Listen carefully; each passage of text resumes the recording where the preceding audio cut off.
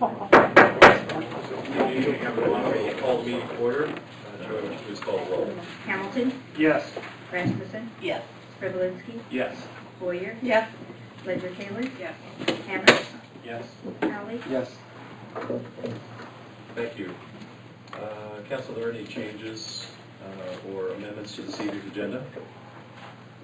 If not, we'll move to our consent agenda. We have approval of minutes from the March 25th council meeting, approval of mobile home permit for Bob Brown at Southview Court. We have a resolution of employment for Park and Recreation. There are 3 park maintenance positions. We also have approval of liquor license for the Veterans Club and the Quality Quick Stop, and approval of claims in the amount of $190,980.90. Any questions regarding those consent agenda items? Not entertain a motion to approve. Move for approval. Moved by Sprivelinski, second by Rasmussen. Discussion? Please call the roll. Sprivelinski? Yes. Rasmussen? Yes. Ledger-Taylor? Yes. Howley? Yes. Hamilton? I'm abstaining. Hammond? Yes. Boyer? Yes. Thank you. Next, Council will move to our appearances, and this evening we're going to have a presentation by a representative from Anderson Larkin, who prepared the city's audit for 2012-2013.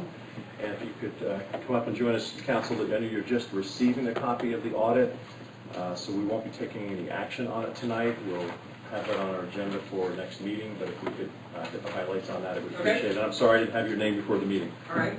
I'm Mike Douglas. I'm one of the partners at Anderson Larkin. Thank you, Mike. Because of the fact that you guys are just, most of you are probably looking at this for the first time, I'm not really going to dive into the nuts and bolts of it. I will offer, if you want me to, I'll gladly come back at a future meeting and talk about questions that you might have. So I'm just going to kind of dive in and give you a quick rendition of what an audit is and what we did, what we found. Okay? Thank you. Okay. First of all, you've got a loose 2-page letter there. And we'll start with that.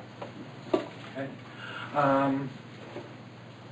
I don't know what the other offices in the accounting world call this, but at Anderson Larkin, this is the Enron letter.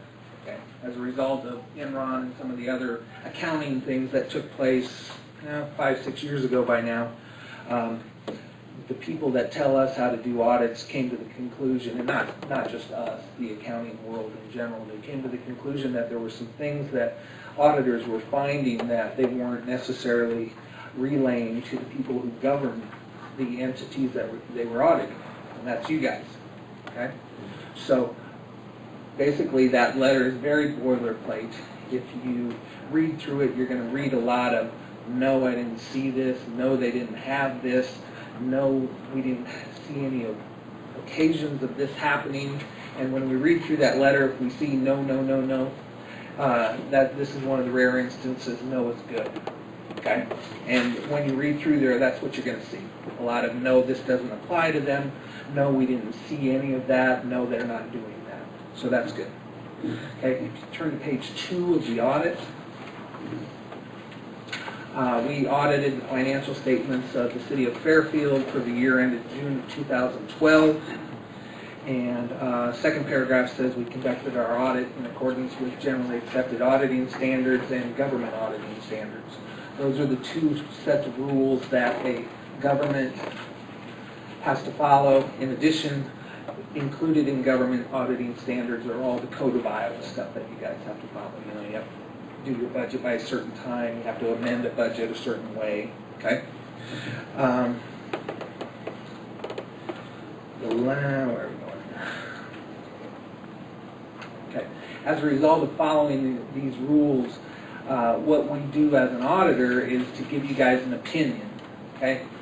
The opinion is not that this city made a bunch of money or they lost a bunch of money, you're super efficient or you're not efficient. It's just that when we look at the financial statements, that's a good picture of what happened. Okay, so the opinion is the picture is good. Okay. Fourth paragraph, in our opinion, the financial statements referred to above present fairly. There's 3 choices as far as an audit opinion. Present fairly, doesn't present fairly, or it's so bad we can't even tell. Okay? So when you read that your guys' financial statements present fairly, that's as good as it gets. Once again, that doesn't mean you made money or lost money. It just means that that's an accurate picture. One thing I will point out that we do the audit for the City of Fairfield on a cash basis. So any of you guys that are in business, we're not concerned with accounts payable and accounts receivable. It's just, you know, it's not revenue to the city until you get it, not an expense until you write the check to pay it. So as a result of that, you know, we may see a lot of payroll expense in one year because a payday happened to fall right before the end of the year. Versus a year ago, it fell right after the end of the year. Okay? Anyway, what else we got here?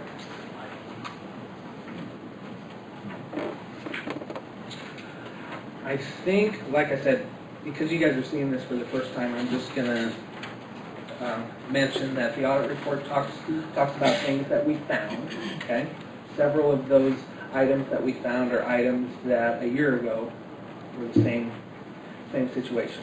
Okay? The city, I believe, during the past 12 months has kind of moved to a new way of keeping track of things. They adopted a chart of accounts that previously they hadn't used. That's good. You know, we're still kind of in the transition phase of getting all of those things up and going like they should be. And when you read through the comments, you're going to see some things that, in some respects, we could do a little bit better job in. The main issue is, in every city this size is probably going to have this issue. We talk about segregation of duties. Segregation of duties is separating the accounting duties so that potentially somebody couldn't do something they're not supposed to. The problem with the city this size, and most of the places that Anderson Larkin audits, is you have to weigh hiring enough people to properly segregate duties against the benefit that you get by doing it. You know, Joy's the city clerk. She does a lot of this accounting stuff. In an ideal world, you guys would have one person who opened up the mail every morning. One person would take those checks that were in the mail and make a list.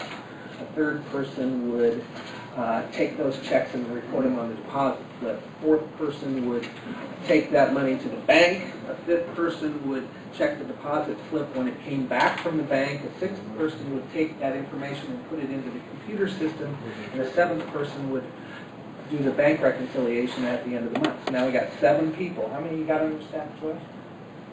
Not 7, right? Okay, and that's just receipts. We haven't talked about accounts payable or payroll yet. So you can see real quickly that to properly segregate duties, we don't have the resources to do it. And almost everywhere I go has the same issue. So it's a comment from an auditing perspective, but in reality, you guys can't really do much about it to fix it. Okay? Something you guys need to be aware of, and it's going to be in your audit every single year. But as the reality of can you fix it? Not really. Okay? I guess what I said at the start was, as you dive into this, if you have questions, you're more than welcome to call me about a specific thing. If you want me to come back and talk specifically about some of the comments that are in the audit report, I sure will. Good. Any questions at this time? I think we probably will. Okay. We'll probably schedule this for our next meeting in 2 weeks. Okay. And then ask you to come back and receive any questions, specific questions about particularly some of the financial reporting that's in here. Any other questions right now? For Representative? If not, we appreciate that, and we look forward to a review and having you back. All right. Thank you very much. Next, council, we have Joan Raman. Joan? This is a concern about Polk Street.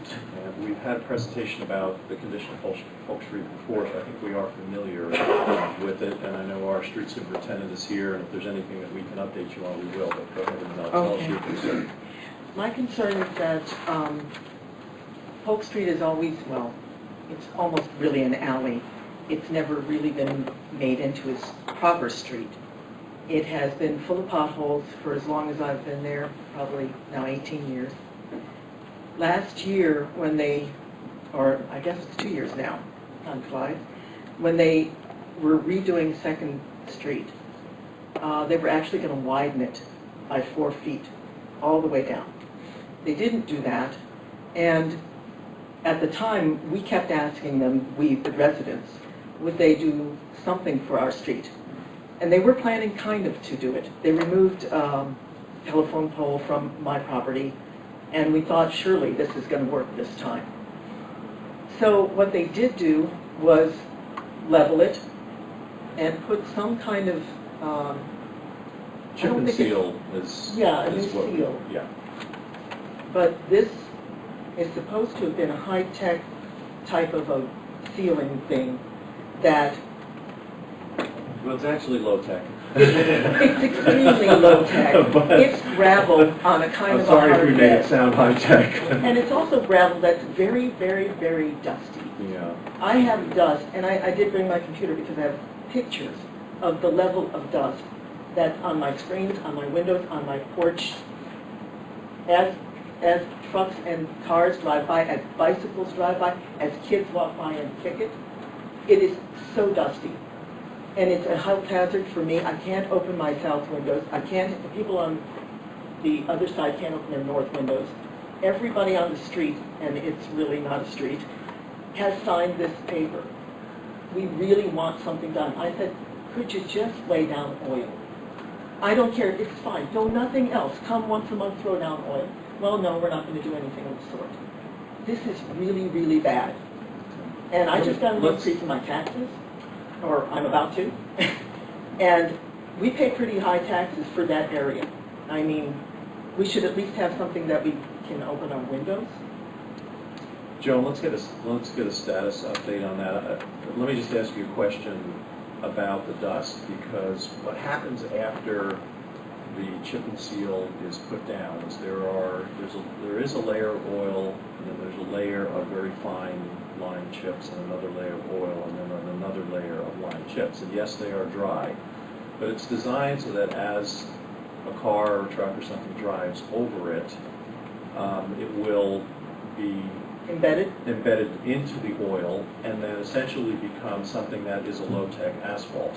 So, and generally for a time, the dust will go away. Now that does break down and deteriorate because it's not that other higher quality asphalt that's put together, and as that does, it will dry up and become dusty. But are there times after that's put down that you do notice that it is not dusty, or that the dust is taken down? It was put down, and that's all that's ever been done. There is nothing but dust. Now, when it rains, it stops doing Right. that for a day.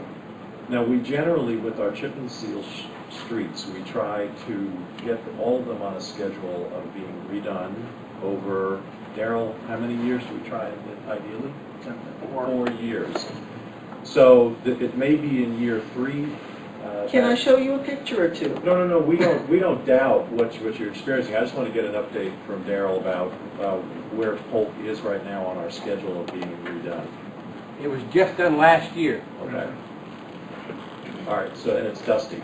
Dusty? No, I'm on like a country road here. Okay. It usually takes 2 years for a chip and seal to actually settle down, as is said in the industry, where those smaller pea gravel pieces actually work themselves into the oil, and if traffic levels are higher, that can act higher, it can happen sooner. But with a low volume roadway, it doesn't happen as soon, and Polk is a low High volume enough for street. plenty of dust. But it'll probably take through this summer yet to get it to calm down and all the chips to work in. Now, I drove across it today because it's in the area of town that I represent, and it is a very narrow street. It doesn't have any properties facing it. There's no addresses. There's on one. it. There There's is. one. Okay. And I think that's how it became a street. But it isn't as wide as the extension of Polk to the west, because there is no Polk Street that goes to the east there. Right. It stops at a driveway Right. on Second. On to the west, it's a paved street, and it has been for a long time. I did have to question where you heard that Second was going to be widened by 4 feet. They moved every telephone pole 4 feet in. The whole street was to be Right, widened. they did that in order to facilitate the construction of the street. You need a distance between the back of the curb and where Okay, the so poles whoever are I heard that in from. order to run forms and The paving lay down machine, the a paving machine requires that. So the street was never planned to be any wider than what it currently is. So there was never any All of my plans to neighbors widen thought it that out was the by case. I don't 4 know who feet. they were talking to because I was just talking to I them. don't either, but No? that's not the case. Okay, So that's why Second Street is the way it is right now, and it is brand new. Again, I didn't notice that there was a house facing Polk there in that one stretch of street. If there wasn't, my suggestion would be that the street sign that says Polk at Second and Polk could be removed. But if there is an address on that street, that sign needs to remain there in order to facilitate 911. Okay? And that's why that sign was probably put in that location to begin with, is because there is a Yeah. home that's addressed to... it probably was like a mother-in-law to that one that faces 3rd Street because it's a small house and And the mailing address is, I what, think it'd be it's 303 or 302? 202. 203, 205, right. something like that. So Yeah. it does have to retain its street Can't be designation. Polk Alley, eh? Yeah. They find it. Your Honor, Bill and I could go out there, we could look at it, and out there and take a look at it, and see if there's anything that might be contributing to the dust, maybe some kind of siltation or something. Well, it just looks to me like when they put Now, the you final said- coat of chips on the top, there was an excessive amount of it. And you could see tracks from vehicles where it's packed in pretty well, but with tracks, you have that area that isn't packed, and you have the area that is and not, and it can create some dust. I would also suggest, because we do contract this out, Daryl, was that MSP who did that for us? MSI? MSI, rather. Maybe we can consult with them and see if they can take a look at it. You know, if there were kind of 2 more chips than should have been put down to be absorbed in the oil, you know, can they fix that? Can they take some of those up? Can they add oil on another layer? I mean, we just tell them we're just unhappy with the product on that street and see if there's something that they could recommend. I think that would, rather than us taking something like that on, I'd like to kind of refer it back to the manufacturer. Yeah. So we'll call that manufacturer that did the road for us and Excellent. contract it. Okay? Thanks. Thanks. Council will move on to our resolutions and action items, ordinances. First, we are just going to be simply doing a resolution to determine the necessity and setting the dates for a public hearing on a proposed Highway 34 West Urban Renewal Plan or proposed urban renewal district in the area. And do we have a date for this, Kevin, in terms of when we're setting this public hearing? Yes, I was going to go ahead and let John stand up and cover any questions that anybody might have Okay, about John. it, but we'd be looking at our next meeting, I'm assuming at around 7. Okay, so we'll do that 2 weeks from now. John, do you need anything more from us? Not at this time. Okay. Excited. Okay, so then our next meeting date will be the 22nd. So we'll set a date for a public hearing on the urban renewal area for April 22nd. So moved. Moved by Hamilton, second by Boyer. All those in favor signify by saying aye. Aye. All those opposed, same sign. Thank you. Next, Council, regarding the urban renewal district, one thing that is required is that we appoint a city representative to conduct the consultation, provide responses to any recommendations that are made. That would be our city administrator. And we would like a motion to approve Kevin Flanagan as our designated representative. Moved by Revelinsky, second by Hamilton. All those in favor signify by saying aye. Aye. All those opposed, same sign. Thank you. Next, we move on to an issue that we had taken up at our last council meeting. That was assessing unpaid services for some sewer connection work that was done in connection with street work. And we did refer this to committee last time. Is it a committee report? Yes. Yes. We discussed this in our committee meeting last Wednesday, and I was out of town Thursday and Friday. I apologize for not having typed up minutes for the end of the meeting, but we would like to defer this for a little bit because there was information we didn't have at that meeting in order to make a determination, in order to have a recommendation to the full council on it. And I've also found out since then that there is other information that has come up with this, and I think it needs to go back to the committee once more to be discussed. Okay, so we will not take any action on this, and we'll refer that back to committee. Thank you. Next will be a resolution approving a tax abatement application for 809 West Taylor. There we go. Next one. Open that up. Actually, I'm having trouble. My link is not opening. So refresh. Yeah.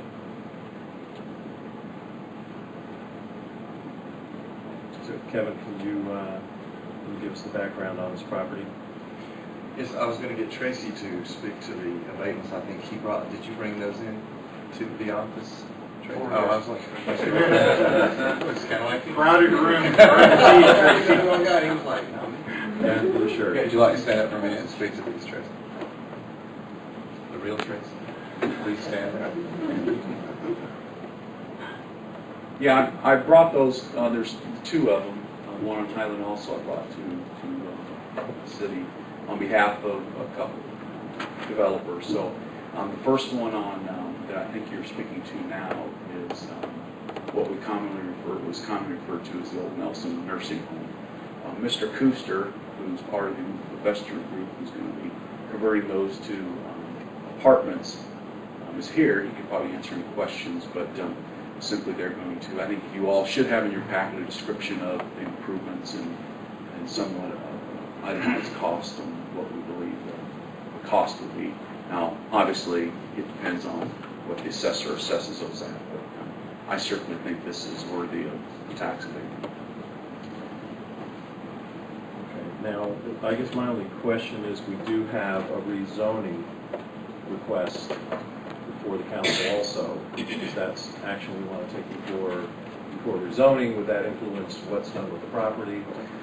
Your Honor, I would recommend that we table that 809 West Taylor until we proceed with those items that are later on in the agenda concerning that 809 West Taylor property, the public hearing and the ordinance. Okay, yeah, because that will be the first reading, and it is potentially going to have three, so I think we probably should, John, until that's completed. Okay, so we will defer this action. 400 Highlands? Oh, South Highlands? Yeah, get in the hot seat and stay there.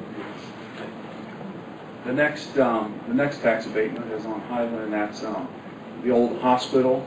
Sunnybrook is going to be adding some nursing care beds. I believe 20-some. Kevin and I, we went and toured that, what was it, about 4 or 5 months ago, you and I went? It was. I think it was 20-some, and I can't remember the exact figure, but 20-some beds on the second floor. It'd be on the east wing on the second floor. It's a healthy expansion for them, and we're really glad to have this before, so because they're getting benefits. Yep. So Again, again, I I have a would, recommendation from our Economic Development Director for approval of this tax abatement application. So moved. Moved by Boyer, Second. second by Hamilton. Any discussion? If not, please call the roll. Boyer. Yes. Hamilton. Yes. Hammond. Yes. Revelinsky. Yes. Alley. Yes. Rasmussen. Yes. Leonard Healy. Thank you. Next, council, you have on your agenda a public hearing and a resolution approving the TIF district. Action will come actually after the urban renewal district is created, so we will not be taking action on that this evening as well. We will table that. We'll move on to a resolution for a change in parking at Southview Circle. I understand that there may be some residents here who attended the Public Safety Committee meeting who would like to speak to that. But if we could have representative of Public Safety, Jessica, could you tell us about your recommendation in the meeting regarding Southview Circle parking? Yes, the recommendation was that we change parking on the street.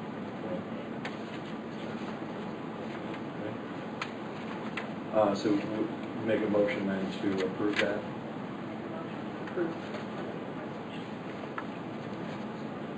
Motion. Is there a second? Second. Second by Hallie. So any discussion within the council first? Yes. I've had calls from several of the neighbors down there on the street that weren't available to come to the committee meeting. I also have some photographs of some of the problem that exists and why it exists the way it does. These photographs were taken from Saturday and Sunday. This is further of the same Saturday there. Sunday, and then again today from that. There are two properties that have what I feel is an excessive amount of vehicles. It may not be to the owners, but one property had 7 vehicles parked at it today that belonged to a household that only has 3 adults. 4 were in the driveway, 1 was north of the driveway, 1 was south of the driveway, and the 7th vehicle was parked directly in front of the end of the driveway. So the other residence has 5 vehicles to it. So at any given time, there's an excessive amount of vehicles between 2 households that pretty much take up, dominate the parking for the neighborhood. And the parking is such that they rotate their vehicles from spots so they don't get identified as staying too long in a particular spot, because I think we have an ordinance of 24 hours vehicles should be moved. One vehicle in particular has sat there since Thursday evening in the exact same spot. It's parked a little above over the curb in a neighbor's yard, and it's creating ruts out there right now, damaging their property, not the owner's property, but the homeowner's property across the street.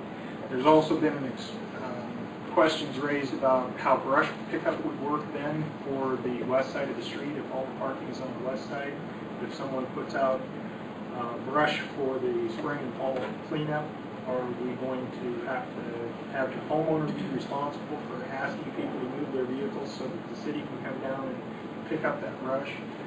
Snow removal has already been a problem down there, but it will be worse on the west side. It would be nice and clean over on the east side, of course, because there'll be room to get that out of the way. But what will happen is that people are going to have to dig their way farther out into the street in order to remove snow to get their own vehicles out of the driveways that they're currently parking. And a majority of the people down there on the west side use their driveways and use their off-street parking. It's homeowners on the east side that aren't. And it's becoming a problem. The last item that was brought to my attention was that moving the mailbox is not going to be a friendly situation in a lot of these locations down that street. Number one, people that would have to move their mailbox are going to incur an expense on that. And if their neighbor across the street doesn't want to do half, to put up a nice double mailbox situation, they don't have to.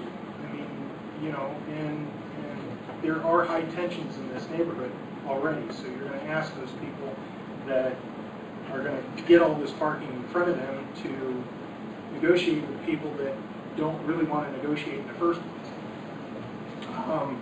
It was also said at the committee meeting that one of the neighbors had added some rock so that they have our off-street parking for the big white vehicle that I showed in those pictures. And currently, you can't get pulled in there because they've got a small trailer parked there. That's why it's parked in its location on the opposite side of the street from where that parking was created for it. And that has become a point of contention for people in the neighborhood. Some of the neighbors, like I said earlier, were not contacted when it was stated that they were going to be contacted to get their opinions on what would go on. Because number one, they weren't available to have a meeting that the transportation committee had set up. And number two, they do have these concerns, and they've expressed them to me as their council person. Okay. So I would like to recommend that either we vote this measure down right now and have it go back to committee, or just plain refer it back to committee so we can have more discussion with all the neighbors down that street before a drastic measure of putting no parking on one side is done. Okay, we have a motion and a second, so we would have to have either withdraw their motion in order to do that. But let me just ask, are there any neighbors that are here from Southview that would have anything more to add than what Councilman Hamilton just had to say? Okay. Yeah, I would just to make one comment. We generally get into this situation about changing parking when there are multiple vehicles per household, and it becomes the only remedy. We don't really have any ordinances that control the number of vehicles that someone can have, so it's kind of a condition of how the neighborhood changes and how how many cars there are. So, and the neighbors have expressed displeasure with us, understand that. right. The problem lies in there really needs to be a better understanding of how this would work if this was to follow through with. Right. And we need to be more inclusive with more of the neighbors in that neighborhood. Well, I think it's a good point too, because this issue also came because of public safety concerns as well. So that's something. So let's see. We had a motion from Leisure Kayla and Jessica. Are you willing to? And how were they notified by all the residents who were notified? Was it by letter? Yes, it was. Was that certified mail?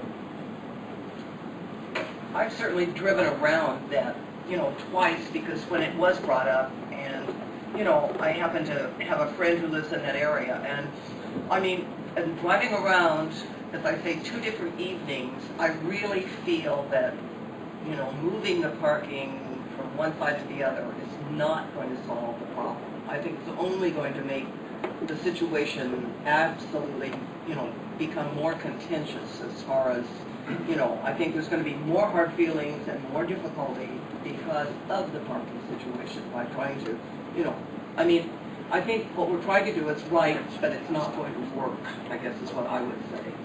Jessica, now, of those the residents that were in favor of changing the parking, what is their feeling?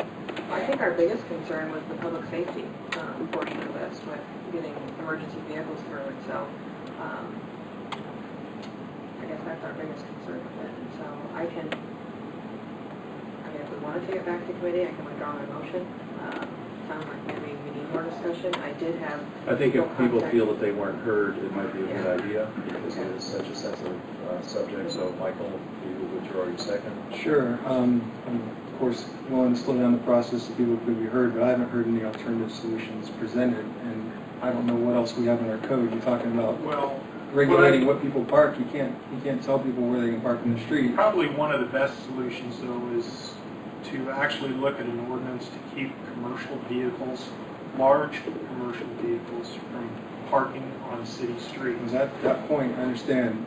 We were told by our fire chief that even if it were just sedans parked on that street on both sides, there's still a little room for a fire truck. So that commercial vehicle is an issue, but it's not the only issue. When we had this but meeting, it's what brought this to a head in the first place. It helped bring it to a head. Commercial It vehicles helped that bring pick it up to a head, but trash. it's not the end of the story. And the people who did make it to the meeting all understood that for public safety, this was the option that we had. It's not a perfect solution, but it was the option we had. So I'll withdraw my second, but I'm really not confident we'll come up with another solution than what we have right now. Well, at least it's worth a little bit more investigation. I want to make sure everyone's heard. Yeah, I think he's already agreed to that. So if you withdraw your second and Jessica withdraw your motion, we'll refer this back to our Public Safety Committee, so I entertain a motion to refer this back. So moved. Moved by Hamilton. Second. Second by Hallie. All those in favor signify by saying aye. Aye. All those opposed, same sign. Okay. Thank you. And let's see, also make sure that Chief Vaughn is there as well. Scott will be a part of that meeting as well. I'm sure you attended the first one, just to make sure we have our public safety representatives there as well. Next, we have first reading of an ordinance prohibiting deer feeding. And this was also taken up by the Public Safety Committee, so I'd ask for a report, first of all. And I'm very amused by the list of feeding elements that are out there that we have on our list. Yeah, it was a good find, Joan. Anyway, Jessica? I kind of got this mid-process, so if I can refer to Connie, she had more history with it than what I did. Okay. She's next. Deer expert. Yeah, right. Well, we've had several discussions, I guess, regarding deer within the city. Obviously, there's people who want a bow hunting season. There are people that don't want a bow hunting season. We were unsuccessful this winter of really getting a successful deer count to get us a baseline. And one of the things that was really brought up, and it was brought up by a citizen, to have an ordinance that says that you can't feed the deer. Because apparently some people do, and it does encourage them then to come in within the city limits. I guess the reality is everybody, the deer are beautiful. We love to see them from one standpoint, but from another standpoint, they are creating a lot of damage in people's yards. I know of somebody where the deer will come up, clear up her deck 2 stories by her, back window or off her dining room. And believe me, this is not, this deck would not be, it would be a challenge for a deer to get clear up there, anyway, to eat the flowers. So, it's certainly very frustrating for some people. So, this is what we thought we could do as a temporary solution. And I have to say, now seeing it in real print, it's a bit of a challenge. I hate that it's a misdemeanor. I don't know if there's, I don't know. And is it enforceable? It's going to be Well, tough that's the thing, because explaining to the deer in English is not working. I don't know.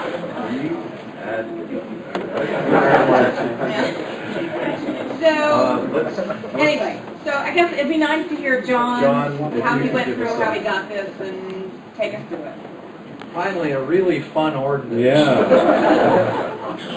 Nothing dry about this one. Not that they are all fun, but, How many nights of sleep did you take to figure out this list? well, actually, I thoroughly enjoyed going through some catalogs that I've had laying around this untouched before, but the thing about this is you have to balance between what people have in their backyards that nobody wants to mess with. If your bird feeder's here and any deer can clean it out with its tongue, do you say bird feeders or deer feeders? I don't think so.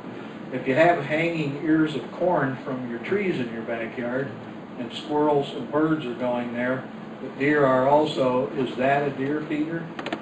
I don't think so unless somebody's got a bale of corn there or sorghum or something else that a deer might go for that the rest of the animals wouldn't. But we tried to stay away from those kinds of things, and believe me, this represents from a couple different catalogs about 18 pages of attractants and devices. And when it says including but not limited to, I only put in about 1 out of 10 of each kind of thing because they're out there to infinity almost as far as what a hunter might do to go out in the wild and have a block or a bait or an attractant of some kind. Some of these are partly what I would call estrin-scented food that's got a double, I want to call it whammy to it. Some of it's types of food that is sweetened so that you get the same effect out of some things in your backyard. People that have apple trees aren't deer feeders, but believe me, apple trees are deer feeders. People that have garden plots in their backyards probably aren't planting them as feed plots for deer, but those are there too. And we've tried to make sure that people understand we're accepting that kind of thing. But these deer feeders come in tripod mounts, they come on a bucket on a pole in the ground, they come a hanging bucket, they come in spinner devices that deers can nudge and it'll throw seed out. They come in devices that have digital controls in them and solar charges. They are very unique, and if somebody wants to have one in their backyard, they're fairly camouflaged too. A lot of them you wouldn't even notice it was there, except there might be 3 deer out there by it. So things as subtle as a camouflage colored block, that's like a salt block on the corner of somebody's raised bed, may be bringing deer to the neighborhood and may have been bringing deer to the neighborhood for the last several years with nobody saying anything about it. The neighborhood may be happy to see the deer go through until, as Connie says, a deer's on the deck eating the flowers out of the planter box. And that does happen, and we do get complaints about it. People ask about what are we going to do next. These are all devices you can buy from somebody like Cabela's or Herder's or Bass Pro Shop or one of the sporting outfitters. Where can you buy commandeer buck gravy fluid? Cabela's. Cabela's. That one is shameless. That one. Yeah, some of these are almost embarrassing to put in print, but you get the idea of how they could be an attractant. Yeah. So this, again, as an ordinance, this would be, Connie, sort of a step one measure towards hoping that we can deter some of the deer from coming into the backyards. Yeah, I guess ultimately, yeah, to really discourage residents from, inviting them. I'll support it, but I think there's enough acorns and other feed in town there to start them in town in the same amount. My feeling is, how many time-regulated game feeder units do we have in our city that we have to pass an ordinance against? I have no idea. Basically what we're trying to do is pass an ordinance to ask the deer not to come here, but as Kevin said, they just don't listen. So, I don't... John, it's more subtle than that. I took a walk a couple of years ago in Lamson Woods, and I saw a nutrient block, is what I would call it. It didn't roll in accidentally out of a pasture next door. Somebody put it in there because they wanted to see some deer coming through there. And I think that's the kind of thing, if you've got a center to your block, you're probably going to find something like that down off the South Main Woods. You're going to find something like that in some large backyards in town. And it's kind of unfortunate because people with more space and so forth probably love to see the deer out there, and an attractant guarantees that. By the same token, the deer just don't go where there's large spaces and more feed and more brush and that kind of stuff. They go all over the place. And you'll find in the neighborhoods where the lots are 50 feet wide and the hedges aren't as wide as they used to be because there's deer. Well, but John, okay, so you've seen one in Lamson Woods. Has anyone seen one of these elsewhere? You saw a deer attraction thing?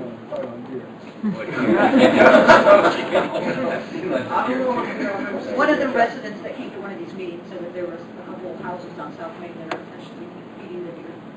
But with one of these, or are they intentionally feeding them with, corn that's not included with this ordinance?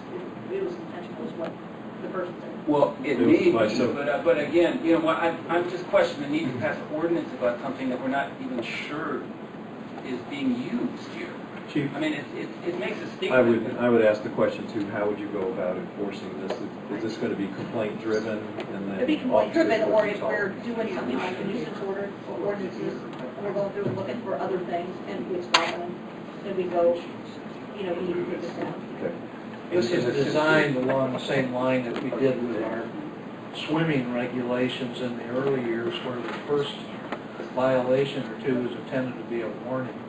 Give the person an opportunity to get rid of the device or the attractants, and there's no citation. But if it keeps up and you keep finding it, you keep doing it, then you go to. In the sense that we don't know how many are out there, certainly if we pass a law, there won't be any out there. So, Thank you, John. Is there any use in passing it but not having, I mean, I know this sounds kind of corny, but not really having the punishment? I mean, Like a resolution. it's sort of like, have it all here but don't have a punishment. Just if it's a complaint, then we go and say, hey, If you don't have a punishment stated, our city code will make it a minimum misdemeanor fine, Okay. $50 to $750. So that's the range you get if you say nothing. You can't say less than 50, but you could say that it can't be enhanced until after certain times, or that the first violation or the first two are warnings. You can say that kind of thing before you get to specified punishment. The other alternative is, it says you can do this also, the civil infraction, which is designed to have alternative remedies to a fine. It could be a cease and desist or something like that from the magistrate if it's repeated. probation, the watching of videos about the dangers of video. Okay, so John, thank you for the explanation. And this is a public hearing on this first reading, so we'll open the public hearing at this time. Is there anyone that wishes to comment on the proposed ordinance?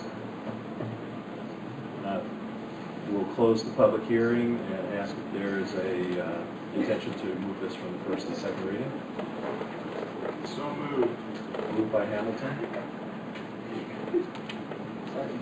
Second by Hallie. Any other discussion? I'm going to vote no. I would support a resolution from the council requesting people not to use this thing. I don't see the need for it. I'm saying the need for an ordinance because this was brought to our attention by our police, saying that there are more accidents now between cars and deer, and that's serious. It's public safety, so we need to do something. We couldn't get any other way to deter the deer from coming, so we're trying to do kind of the opposite, not a bike them. So we need to do something soon. This problem isn't going away. The deer feel very safe in town. Well, and as I said, as I mentioned also, as I was asking Connie, this is a first step because we know that a boat season would be highly controversial. If there can be some impact from having an ordinance in place like this, maybe you don't have to take that step. Any other discussion? I'll just say that I guess I'll vote for it, but I guess I want to have more discussion regarding violations. And that I think you can have that prior to the second and third reading. Oh, and I think I'm sort of on John's side. I mean, I'm not sure. It just seems like an ordinance just for this purpose is perhaps, I guess, I feel a step that we didn't quite need to take. But I understand there are two sides to it.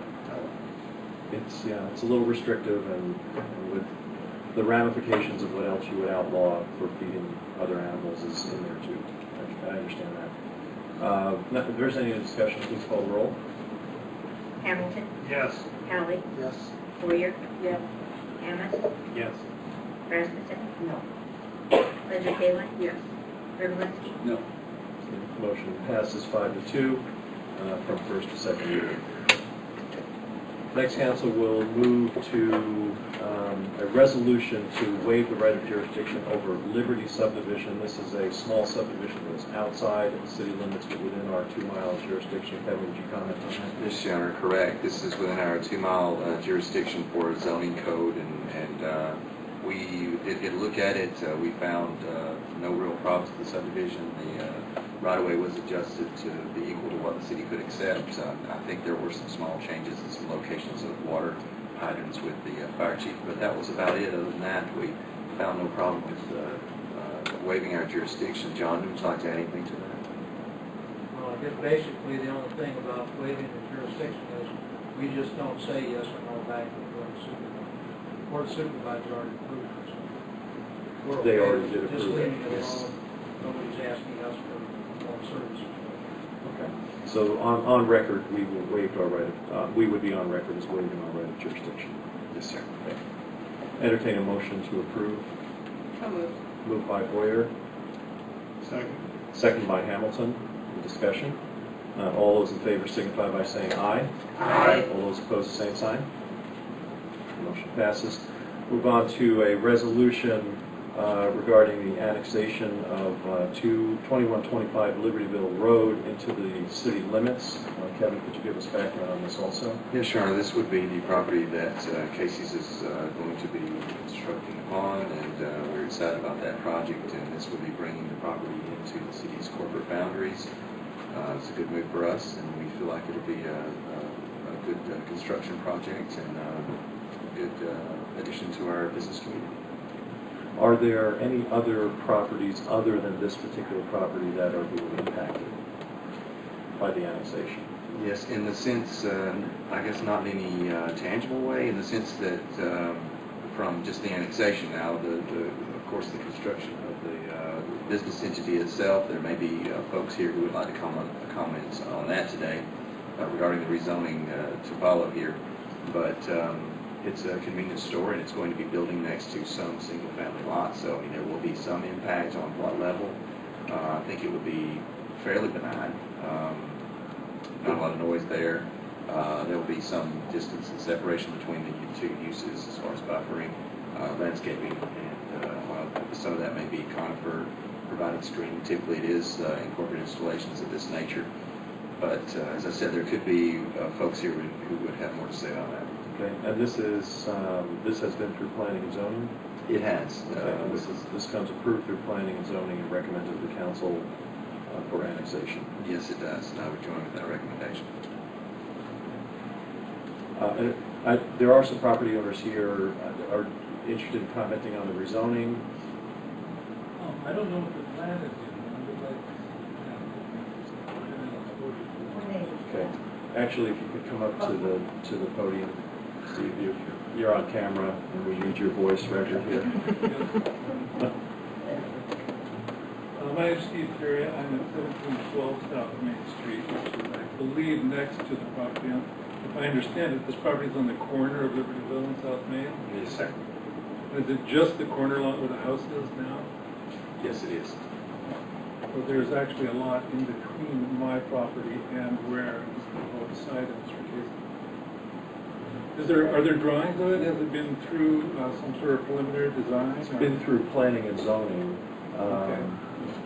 Yes, and that's a public meeting as well that took place within the last 2 weeks. And we have a plan in City Hall for viewing. Okay. If anyone in the public would like to view it, we do have it. But once your, it's been submitted. yeah, and your property is not currently within the city limits. Mine is. Yours is. I have Okay, so- almost 5 acres. It's the 5 acre strip right behind all of the lots that are along Libertyville Drive. So I just would like to see I would like to see the plan and see what I would consider to be the impact on what would happen to our property. That's fine. If you could come in, Steve, the action we're going to take next is to rezone that property, and that will go through 3 readings, so there will be hearing at the next 2 meetings. You'll have an opportunity to comment at that time as well. Great, thank you. Thanks. Could I speak? Yes. I own a property that is just to the north of the Casey's and to the west. It's an L-shaped property. Your name, sir? Greg Durrell. And the one concern, well, I have several concerns about it. I garden there, and that is my whole interest in my property. One concern is that I notice at the Casey's right now, sometimes trucks do park on the shoulder, and my only entrance to my property is on that is off of Highway 1, and I'm concerned as one thing. if there will be parking along that Okay. section. Okay, yeah, if you could hold that concern just for a second, we'll note that we are going to resolve for the annexation. The rezoning would be a separate issue that would have to go through 3 readings.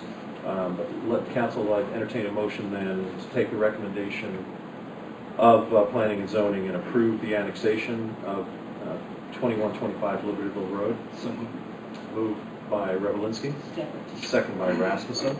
Any other discussion? If not, please call the roll. Urbanski. yes. Rasmussen. Yes. Richard Cameron. Yes. Hallie. Yes. Hamilton. Excuse me? Hamilton. Yes. Hammond. Yes. Warrior. Okay. That passes unanimously. Then we'll move to the issue of rezoning it from an R1 to a B2. As you know, council, everything that we do with annexation comes in as R1, so this would be a rezoning for Business 2 district. That also will come recommended by planning and zoning for a commercial development. The concerns of Mr. Durrell are noted, and Mr. Terry also. So we would like them to get a look at the plans with the developers, see that their concerns would be taken into account. Open up the public hearing on this issue and ask if there is any other comments on the rezoning. If not, we'll close the public hearing and ask for a recommendation or a motion to pass from the first and second reading. So moved. Moved by Hamilton, Second. second by Revelinsky. Any discussion? Not all those in favor signify by saying aye. Aye. All those opposed, same sign. Thank you. Next, we also have a ordinance for the rezoning of 809 West Taylor from an R2 to an R3. This will also be a public hearing. Kevin, if you could give us some background on this property. Yes, Your Honor. Before we open the public hearing. This will be a remodel of what was the nursing home into occupancy structure, multifamily. So I think Mr. Kuster's actually here. If anyone had any questions of him about the project, I'm sure he'd be glad to answer those. But we fully support the project. Think it'll be a boon to our community. Of course, it does address one of our preeminent issues right now, which of course is a housing shortage. These will be market rates, which is a very good market for us, our young professionals, teachers, and otherwise. But I'll let Mr. Kuster take the stand if anyone has any questions.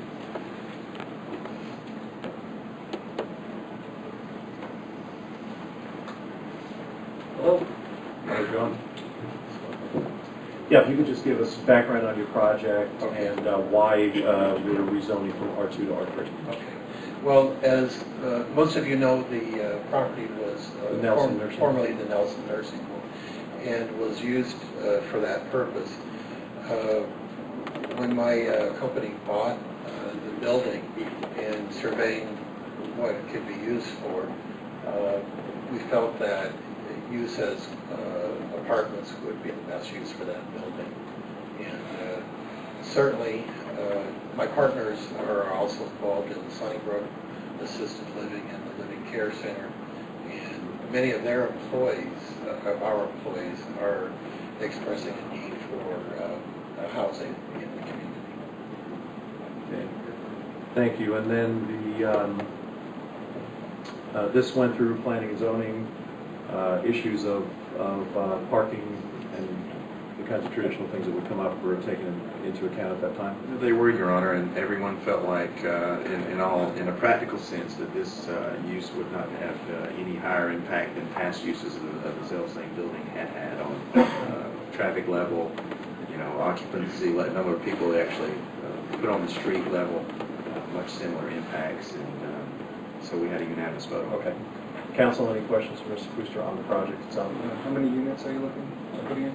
Somewhere between 20 and 24. We haven't got a final plan from the architect yet. And I see here in the notes that you're just going to renovate the building, not the property that it's sitting on. You're not going to disturb any soil, you're just renovating the existing building. Correct.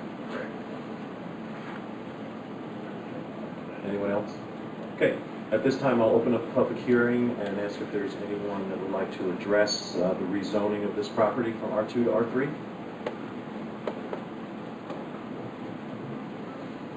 Yes. My name's Lynn Huxtable. I'm a neighbor. My backyard faces the East side. yeah, I'm on the east of the building, the property. So I'm understanding Mr. Flanagan expressed that traffic wouldn't be any different than when it was in the nursing home. I do have a little concern about that because I'm thinking if there are 20 or 24 families, I don't know what the standard is for judging how many cars are expected per family, and I don't know how large these units are expected to be, because I haven't been able to learn that from Mr. Kuster yet.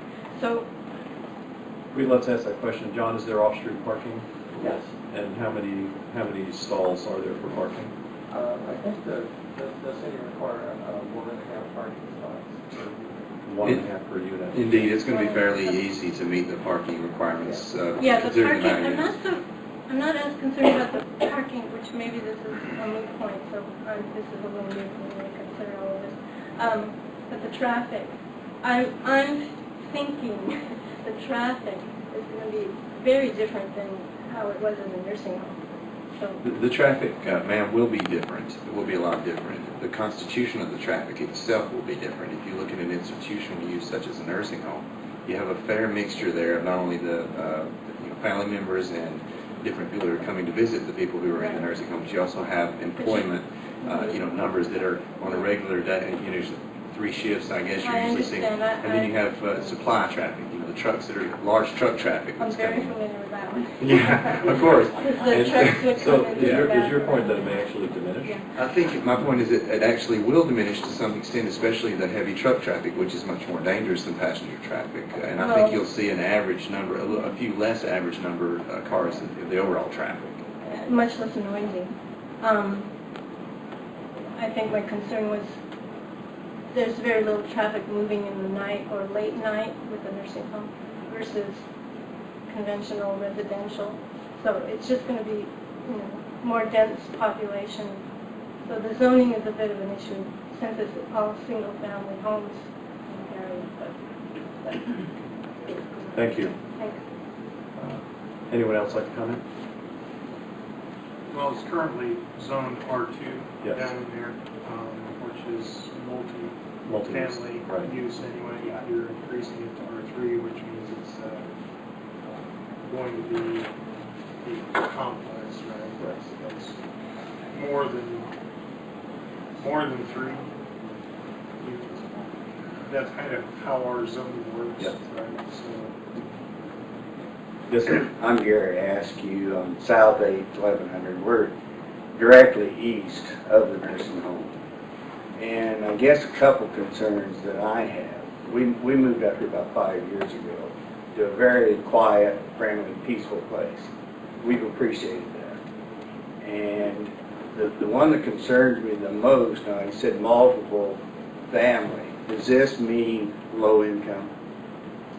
It'll be a market rate facility, sir. Market rate, low to moderate income is not market rate. Market rate home or rentals would be from around probably $750 around $950. If you're just looking at a range of what's commonly considered. So I think your question is, would it be a subsidized housing project? Yes. I visited with the realtor today and asked him if it was subsidized low income, what that would do to our values, and he said they would decrease them considerably. John, would it be a subsidized project? We're not planning that at present, but again, we're not going to discriminate on it. Well, you can't, but No. you can't do that, but it is a matter of, Nobody should. but at this point in time, it's not planned to be a public housing No. project, Section 8 HUD-supported project. How safe a statement is that to make in the future, for the future? That concerns several of us quite a bit. I can tell you from just on, I'm not speaking of Mr. Kuster, but from a commercial perspective, if someone's doing a low to moderate income housing project, it's a lot different type of investment. Many times investment methods are different, meaning there are tax credits involved and things of that nature. To invest enough as an investor to make something market rate worthy as a rental, would mean you were losing a substantial amount of money in the way that you were renting if you went to Section 8 afterwards. Basically, I don't want to say you'd lose your tail because of our recent discussions here over the last few minutes, but truly, you would lose a substantial amount of your investment. But to answer your question, I don't know that there's any way to safeguard that at this point. I think we just have to take Mr. Kuster at his word that at this point in time, he's not planning that. So, Well, thank you. It's not real satisfying. okay. Yes, there was someone else. Mr. Titsa?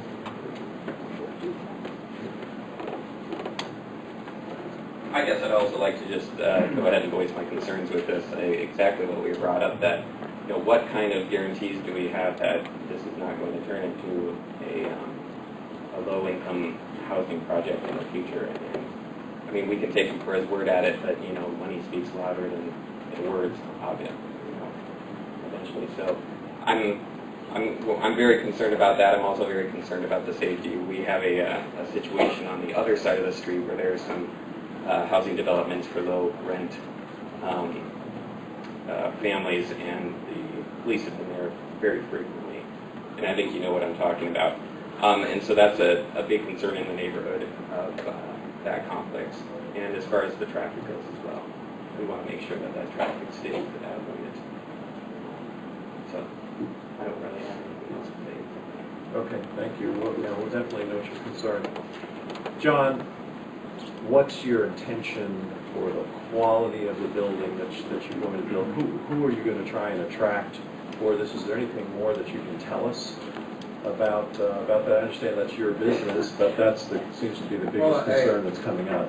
We got involved with this because of an express need by our employees for a place to live. And so,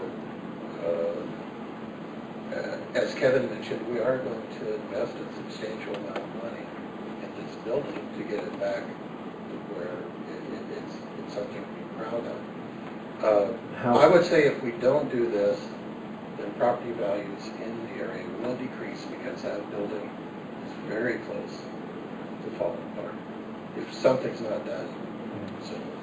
Yeah, it's good. I mean, it's a good point. We are. The other thing too is we're hoping to undertake a housing study very soon. We're negotiating with some of the other economic development agencies in the city to help us fund this and author this. We did one 20 years ago. But if you do speak to a realtor about our housing stock and about the tightness of our rental markets, it is a very real situation. So whether it's John Kuster, who is a known entity, has been a business developer in this community for many years, and trusting what he is going to do as opposed to someone else coming from the outside and building and developing that, I think that's a plus also that we have a known commodity. There's no question that we have a need for this housing in our community, and I'm sure the study will bear that out. But these are also legitimate concerns about how a neighborhood changes as well. Any other comments? Would it be possible to have some sort of neighborhood or community meeting with the neighbors that you could just go over your plans a little bit more and answer some of these questions? That'd be great. Thank you.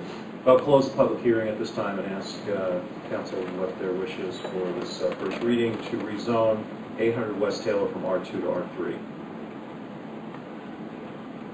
I would move that we do that. Move to approve by Hamilton. Second. Second by Rasmussen. Any other discussion? Now, please call the roll. Hamilton? Yes. Rasmussen? Yes. Ledger Taylor? Yes. Rivalinsky? Yes. Alley? Yes. Boyer? Yeah. Amos? Yes. Thank you. Next, council will move on to an ordinance first reading, also vacating city right-of-way. Kevin, can you update us on this, please? Yes, sure. We ran into a bit of a challenge. We're talking about Broadway to Briggs on North 10th Street. An inordinately large right-of-way there. We were over there looking at a potential project. Someone wants to do a home. There was a burned-out home over there, and they're looking at building on the foundation. And while we were there looking at the issue, while Scott was there looking at the issue, he stumbled upon a much larger issue, was the fact that the right-of-way is inordinately wide.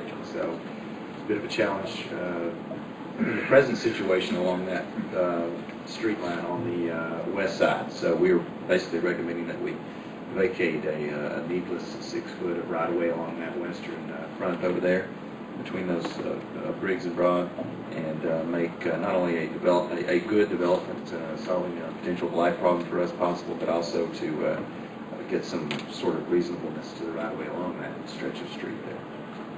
And so Kevin, in general, the right-of-way extends to about the sidewalk? Just past that. Generally, your private property line will start just on the other side of the sidewalk, and we're looking at a recommendation going forward for right-of-way size in the city at 60 feet. In the future, right now it's actually 60.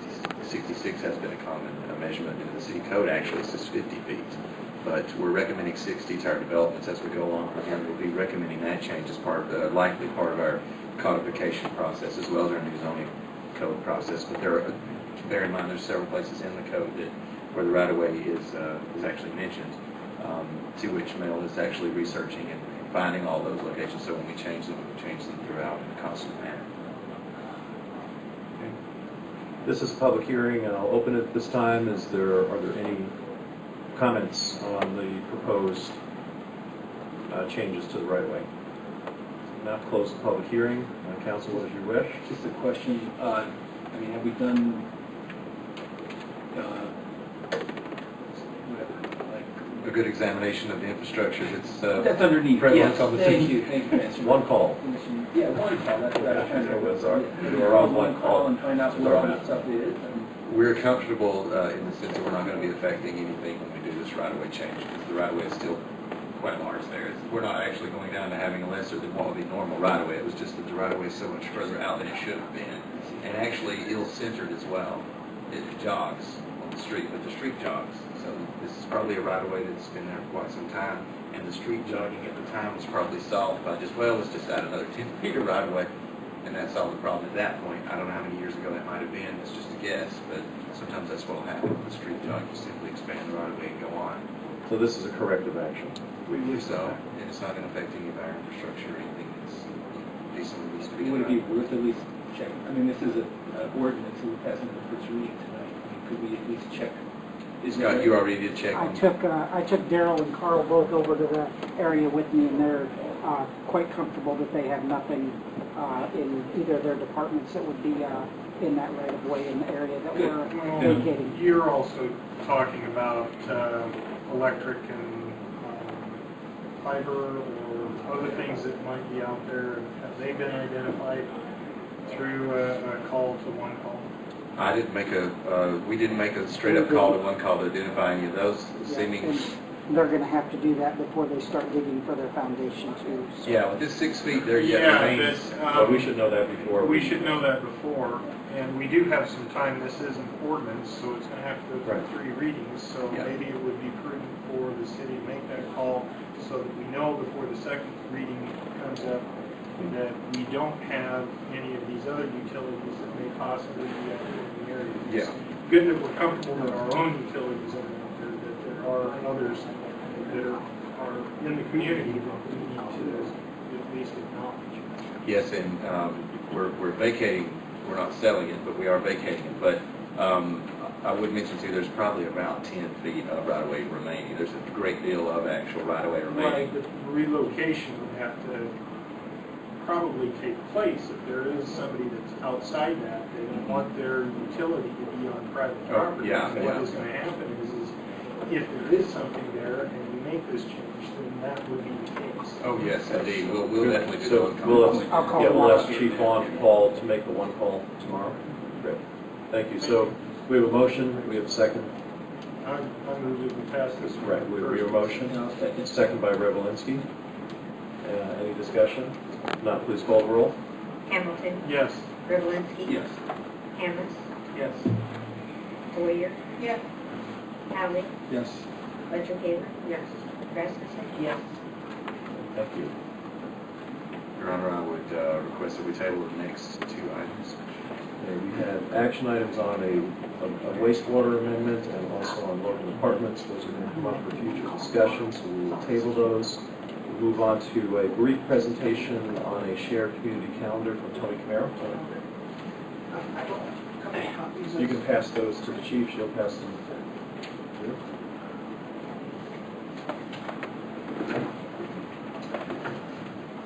So we are going to just go over quickly a graphical presentation that I put together for a unified web and mobile calendar for the community. It would be a calendar that would draw upon all of the what are currently separate calendars, and it would be available from a person's mobile phone as well as on the web.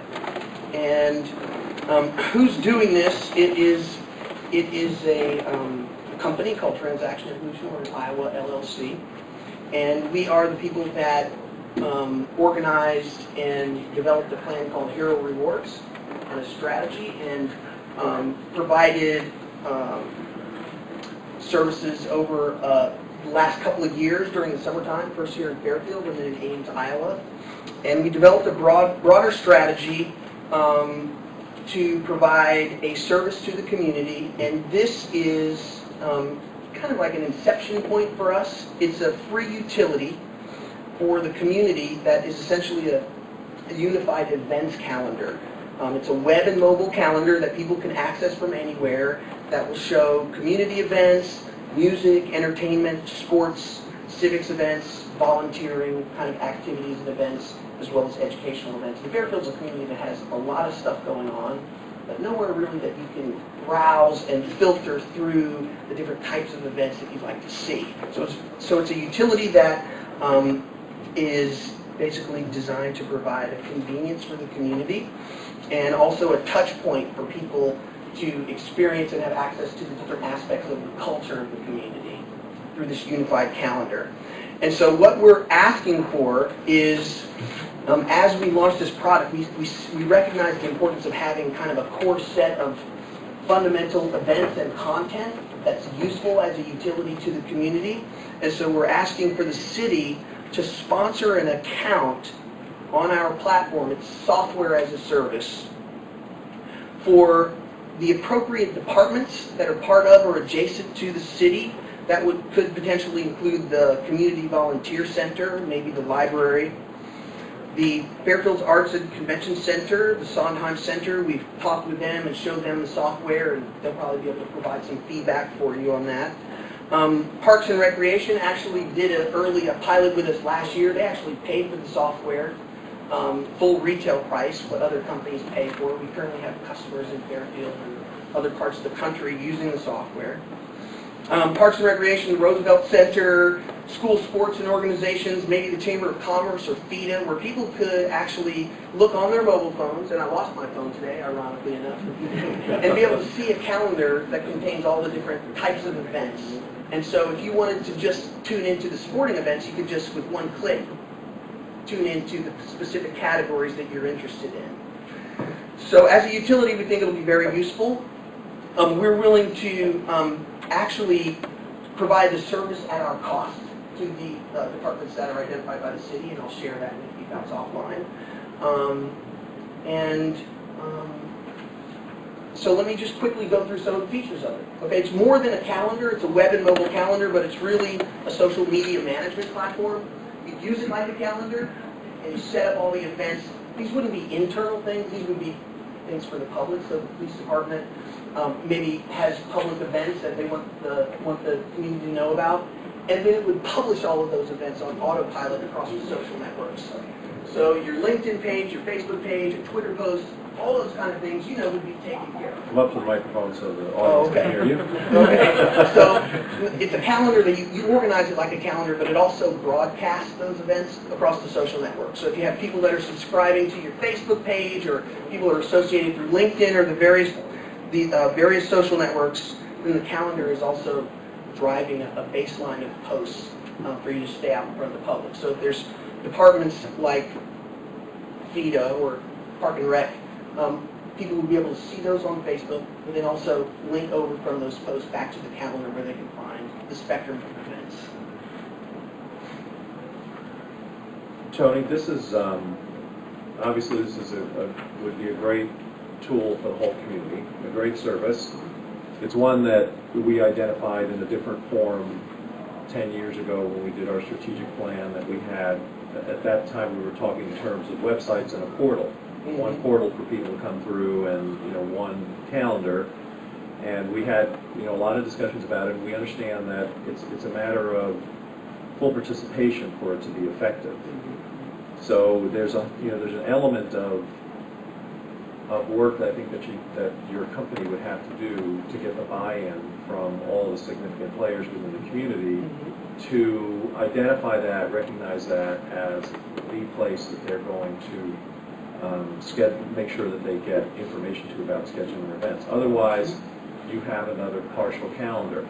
We have a dozen places where there are calendars of events. We have a weekly newspaper, we have radio websites, we have daily newspapers, so many different things. So monthly newsletters, just all of these kinds of things. So how is it that you're going to solve that, and what's the cost going to be? Okay, well the cost is, again, like I said, my cost, it's cheap, it's less than about $10 a month per account. We retail it for $49. We've got paying customers now. It's software as a service. Every department would get their own account. They could add users to that account, connect their own social networks to that account, and use it like a So they're their own administrators and... They are. And we would train and support them to get it all set up the first time. Also, we'll integrate with Google Calendar, so I don't know if any of the folks or departments are using Google Calendar, but it's easy to export your Google events into this platform. And show of hands by our department heads who's using Google Calendars. One. Okay. Good. Two. All right. Good. Yeah, we're going to start.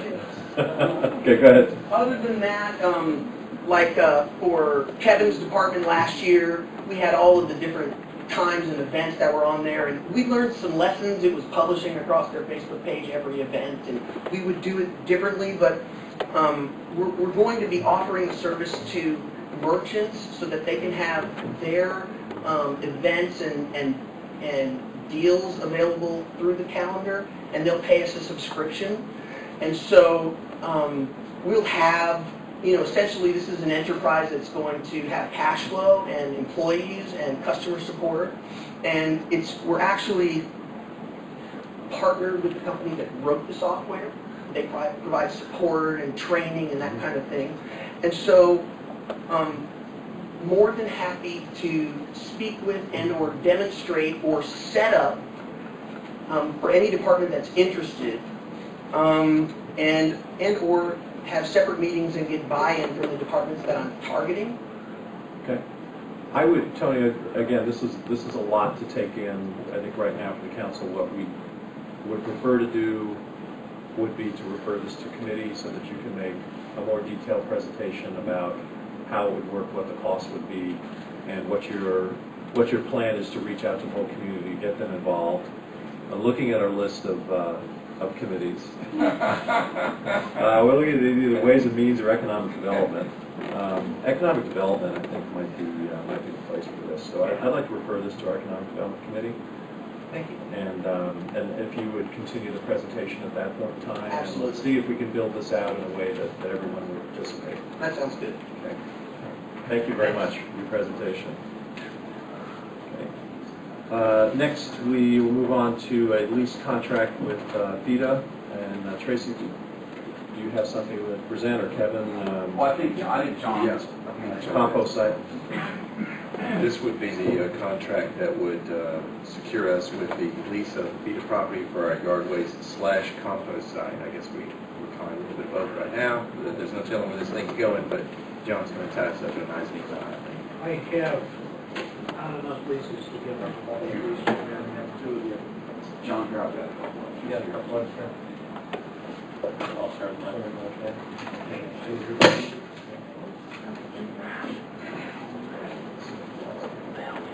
We did, at the end of your 2012 calendar year, a letter of intent to participate on the composting project. And we indicated between FIDA and the city that we do a lease agreement to follow, but that we needed to do that for purposes of some eligibility for treatment by an assessor. So we did that. We had the letter believe it was December 19th letter, with the council's permission, spell out the terms which are actually now in this lease document. I added an April date to this, but other than that, it's basically the same understandings as existed at the time this was talked about at the end of the year. What is going to happen basically is a chunk of ground out on the FEDA site will be a composting site. The lease is $1 a year for the next 2 calendar years.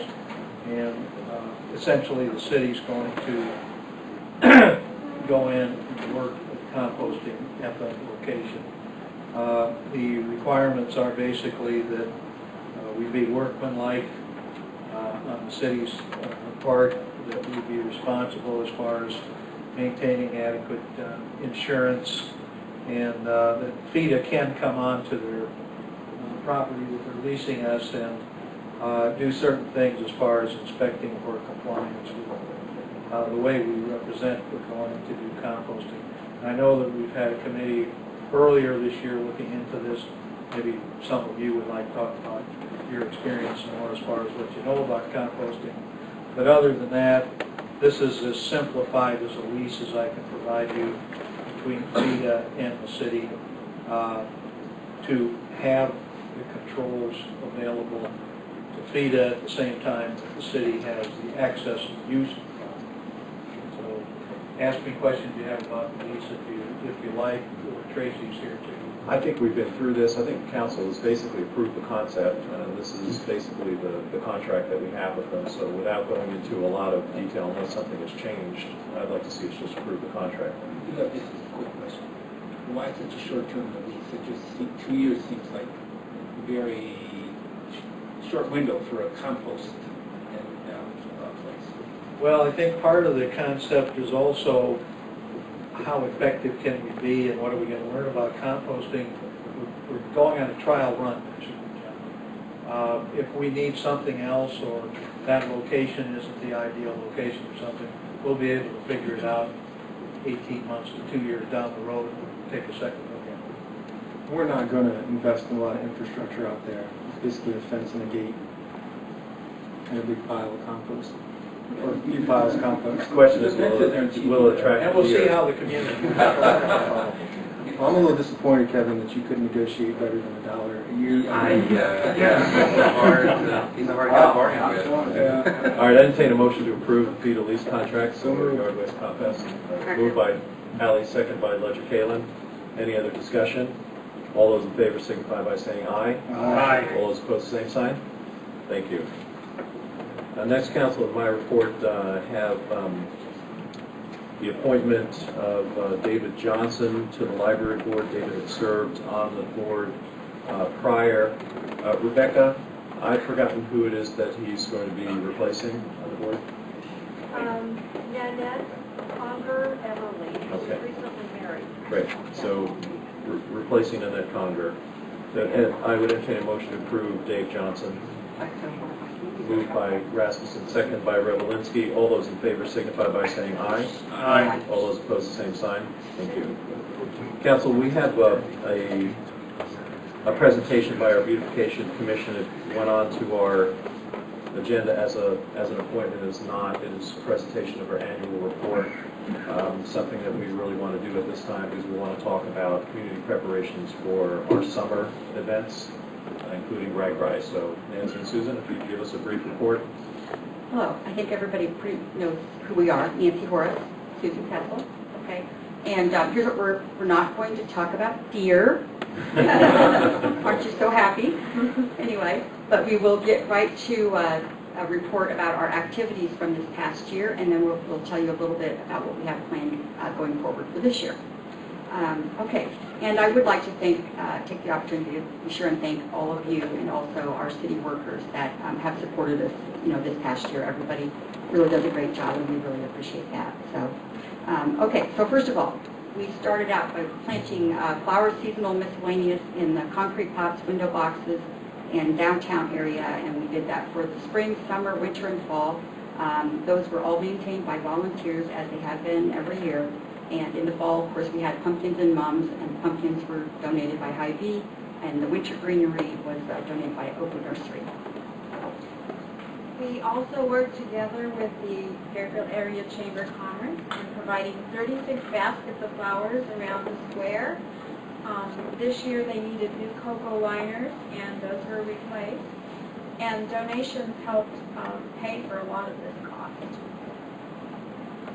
Okay, we also partnered with the Fairfield Area Master Gardeners and helping Pam craft, and they basically took over the maintenance of the nodes downtown this past year, which is a lot of work, and I know that Pam really appreciates that. So again, you know, those relationships with other people in our community are also important to us. And are they going to continue this year? Yes. Great. Yes. We held our 5th annual Adopt a Home event last June, and we did this with the help of volunteers from Cambridge Investment Research, and we had 20 gallons of paint that was provided from a grant from Diamond Vogel Paints and Keep Iowa Beautiful.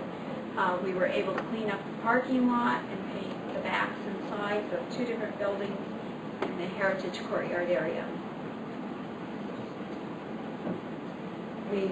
I also forgot this one. We also coordinated with the City Parks Department, and we helped pay for replacing dead plants and shrubs in the nodes this past year.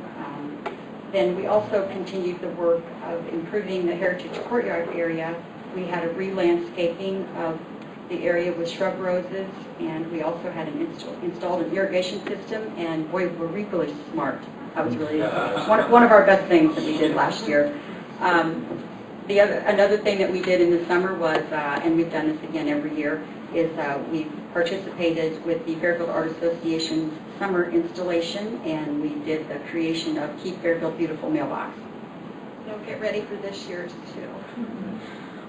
We continue to recognize the property owners in our community by giving out Rose Awards, and we include special ones during the month of May for historic preservation, and we work with Mark Schaefer with this.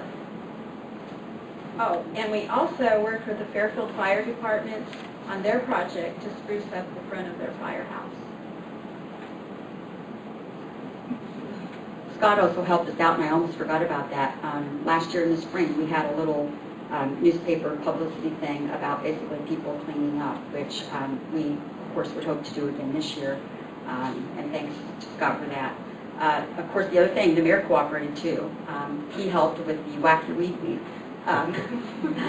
which he that funny costume and with that funny costume and picture that we always use on the flyers to raise awareness for of unsightly weeds, and that's usually in about August that happened.